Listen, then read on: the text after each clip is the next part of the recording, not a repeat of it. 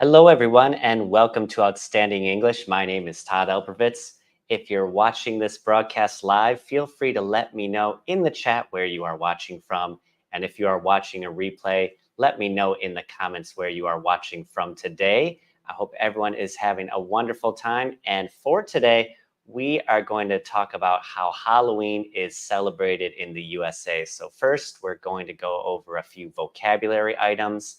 And then after that, I have a dialogue, and in the dialogue, it talks about the origins of the holiday. So let's get started, everybody. All right, so the first special thing we need to do for Halloween is go costume shopping. And if you're in the US, you'll see stores like this. They just kind of pop up in retail spaces. They come about a month before Halloween and they stay for about a week after Halloween. And it's shops like this that specialize in selling Halloween costumes and Halloween decorations. This is a famous one called Spirit Halloween. Maybe you've seen one in your neighborhood or in a city that you visited in the US if you visited around Halloween. And our next special thing to do during Halloween is to make some Halloween crafts. So if you have a child in school and they are in an art class, chances are they will bring home some Halloween crafts that they made with their art teacher. Here we have some felt ghosts. We also have a jack-o'-lantern and some spooky spiders here. So that's a fun thing for kids to do during Halloween. And another thing that families like to do during Halloween is go to a pumpkin patch and pick out a pumpkin. So a pumpkin patch is an area of a farm that is devoted to either growing pumpkins or placing pumpkins that have been picked so that you can choose one that you want to buy and take home.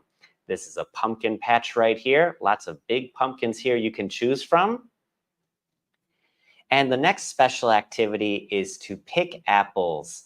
So you can go to an apple orchard. It's not called an apple farm, it's called an apple orchard.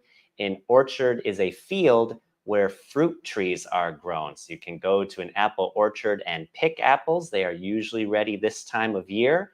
And when you pick apples, they'll either give you a basket or a bag, and you can fill it up as much as you like. And then usually they will weigh how heavy it is, and that's how much money you'll need to pay for your apples. So another fun activity for families right around Halloween is to go pick apples at an apple orchard.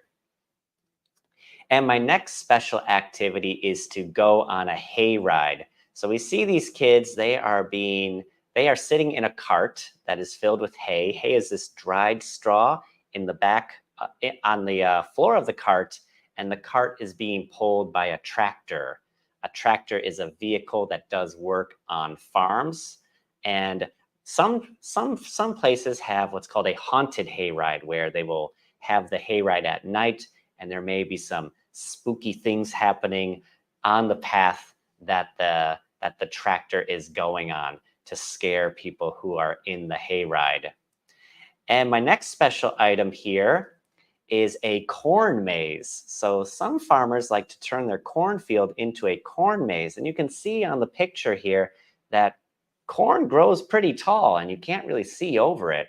And this picture on the left side shows a very large and elaborate corn maze. This one, I think it's a picture from Pennsylvania, a cornfield in Pennsylvania. And you can see very closely in the picture that there's actually a tower for a worker to go in case a person is in the maze and they call for help. They can find where they are and then help them to find the exit of the corn maze. You wouldn't want to get lost in a place like this. And also, again, some places have haunted corn mazes where at night they'll have workers dressed in scary costumes and hide in the corn maze and scare people who are going through the corn maze. So pretty fun stuff for families or for adults if it's a haunted corn maze. And the next activity people like to do during Halloween is to visit a haunted house. Now, for any haunted house, I'm not talking about a real haunted house where like nobody has lived in for a long time, and there's, real spiders everywhere and it's unsafe.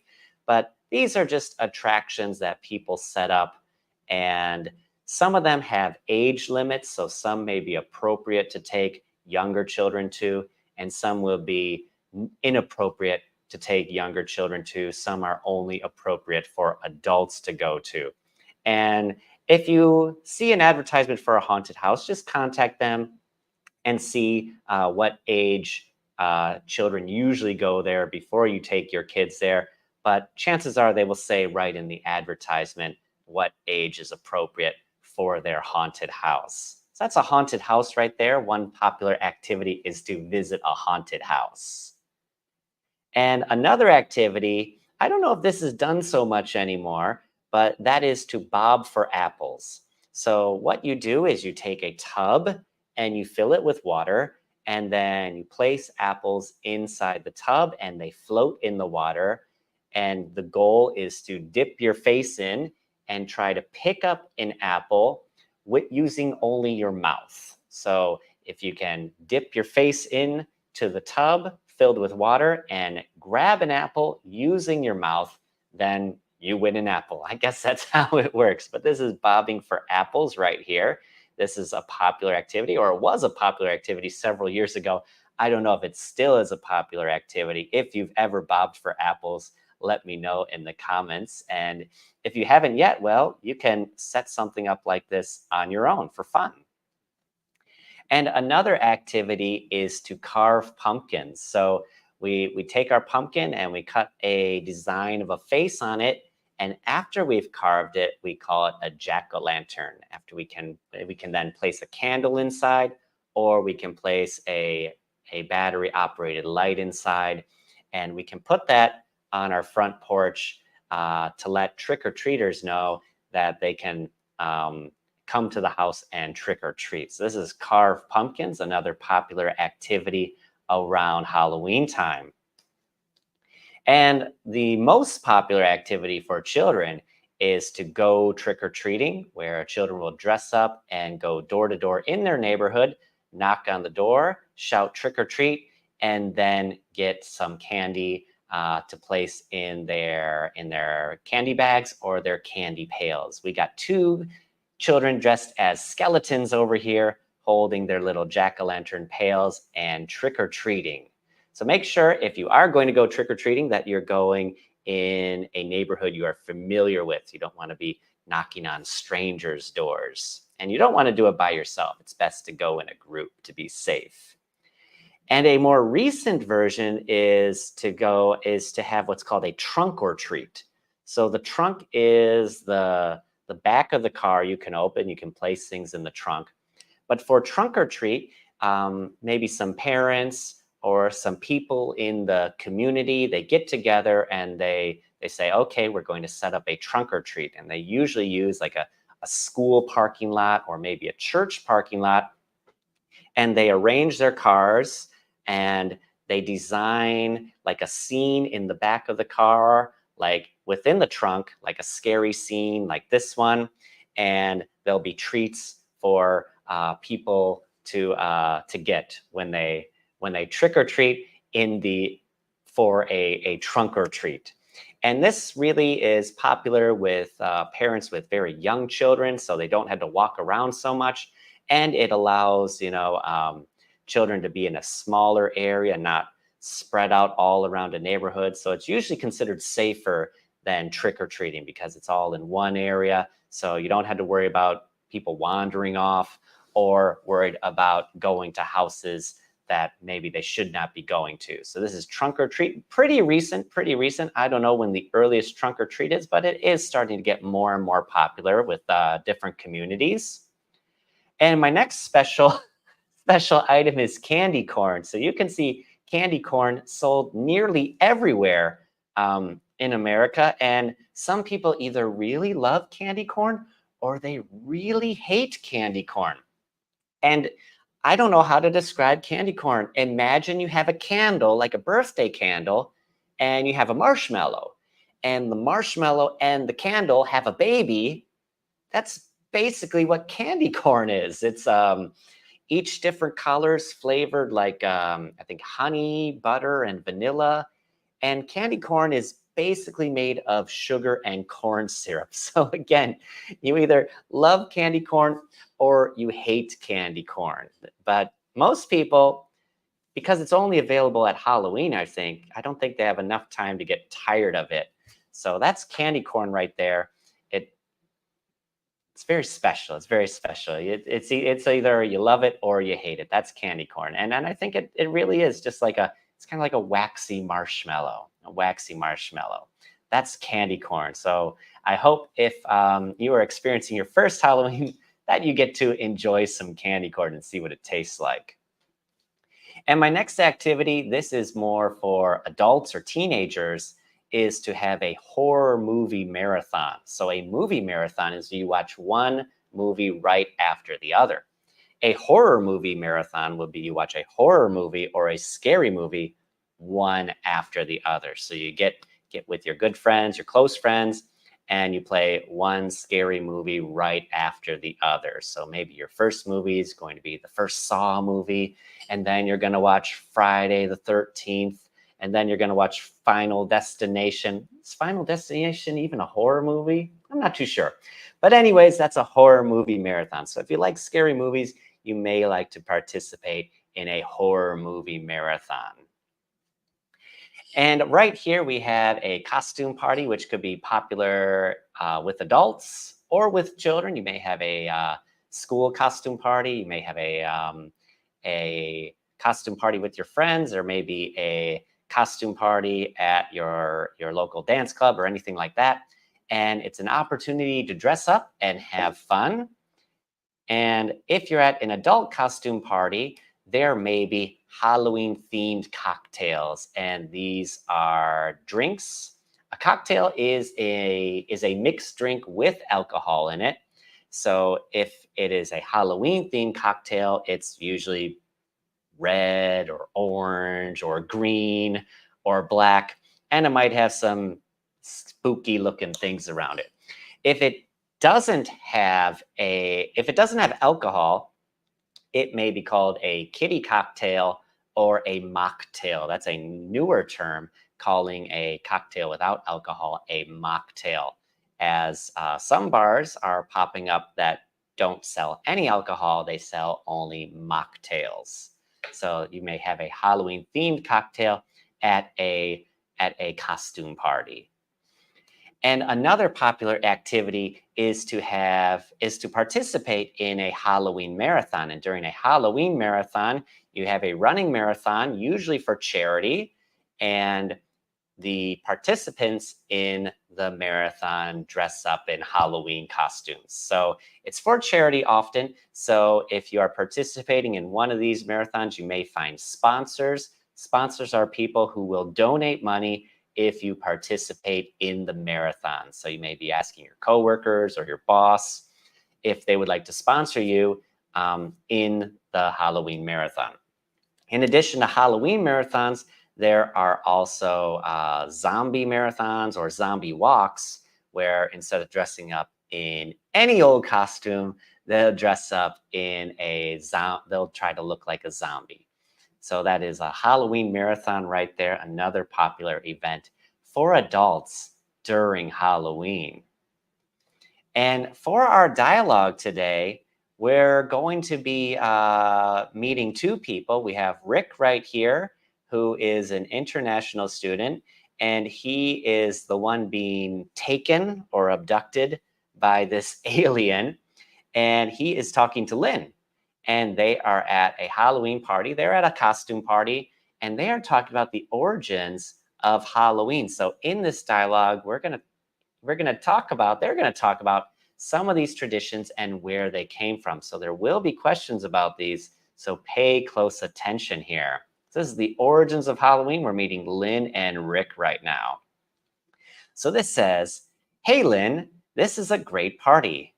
I've been wondering about the origins of this holiday. Do you know where it all started?" "Yeah, I've heard a bit about it. It's a mix of a few things, really. One part of Halloween comes from a Christian tradition. October 31st is the day before All Saints' Day, a day when Christians remember and honor the dead. But I've also heard that it started as an ancient Celtic festival called Samhain, where people dressed up and had large fires outside for the end of the harvest season. Some experts think that the connection to Samhain might not be completely true. Instead, Halloween really took shape in the 19th century when Irish immigrants brought their traditions, including All Saints' Day, to the United States. So, All Saints' Day was a big part of it, right? Exactly. On November 1st, Christians would celebrate all the people who had gone to heaven. The night before, October 31st, people would light candles for those souls still in purgatory. What's purgatory? According to the Catholic Church, it's a place some people go to make up for their sins before they can go to heaven. So I guess it's like many holidays, a blend of different traditions over time. Absolutely. And it's changed a lot over the years. I've always wondered why kids go trick or treating and get candy on Halloween. It's such a unique tradition. The tradition of trick or treating actually has a bit of a history behind it. It didn't start as a candy grabbing adventure. Many years ago, Halloween was a night devoted to tricking or pulling pranks on people. It got out of hand with vandalism and destruction by the 1930s. People were breaking glass and setting fires. Wow, I had no idea it was that bad. So, how did it turn into trick or treating for candy? Well, when things got really crazy with the pranks and vandalism, many cities were thinking of banning the holiday, but they ended up borrowing from a tradition popular in Canada. The idea was that if you offered treats to kids, they would be less likely to play tricks. So the idea of giving out treats like candy became a way to get kids to behave. And that's how trick or treating began. That's a fascinating history. So it's a way to ensure kids behave. Exactly. And it got popular in the United States in the 30s and 40s, leading to the Halloween tradition we know today: ringing doorbells, shouting trick or treat, and collecting candy. Well, that explains why candy is such a big part of Halloween. Absolutely. And it's become one of the most anticipated parts of the holiday for kids. Who can resist a good treat on Halloween, right? You know what I don't understand? Why did I dress up in this silly costume tonight? Why do we dress up in costumes on Halloween? The Celtic people wore costumes during Samhain, but it probably isn't related to wearing a costume on Halloween. It might have something to do with a much later Christmas tradition called Belsnickeling, where people would wear a costume and perform plays for their neighbors in exchange for treats, somewhat like what we do on Halloween today. Wow, what about the tradition of carving pumpkins into jack o' lanterns? How did that come about? Carving pumpkins for Halloween has an interesting backstory, too. It can be traced back to Ireland, where it's associated with the legend of Stingy Jack. He was a trickster who cheated the devil a few times and carried a carved turnip with a glowing piece of coal to light his way after he died. So, why don't people carve turnips? When the Irish came to America and found pumpkins, they realized they were easier to carve and they changed the tradition. That's so interesting. I'm so happy they switched to pumpkins so I can have another slice of pumpkin pie. So I have 5 questions here from our story. If these questions are a little too difficult, that's okay. You can review the story on your own. And the first question says, which immigrants to America brought their tradition of All Saints' Day? What did many Christians do the night before All Saints' Day? Why do people give candy to children on Halloween? Where did this tradition come from? What Christmas tradition did costume wearing possibly come from? And what did Stingy Jack carry? So if you got all five of those, great. If not, you can review the dialogue and then you'll have a better understanding of some of the traditions about celebrating Halloween in the US. So next week, our live lesson is all about going to a museum. So we'll talk about some vocabulary about museums and go over a couple dialogues about visiting a museum. So I hope you all can join me then, and I hope everyone has a wonderful and safe weekend. If you are celebrating Halloween, I hope you have a wonderful and safe Halloween. See you in the future.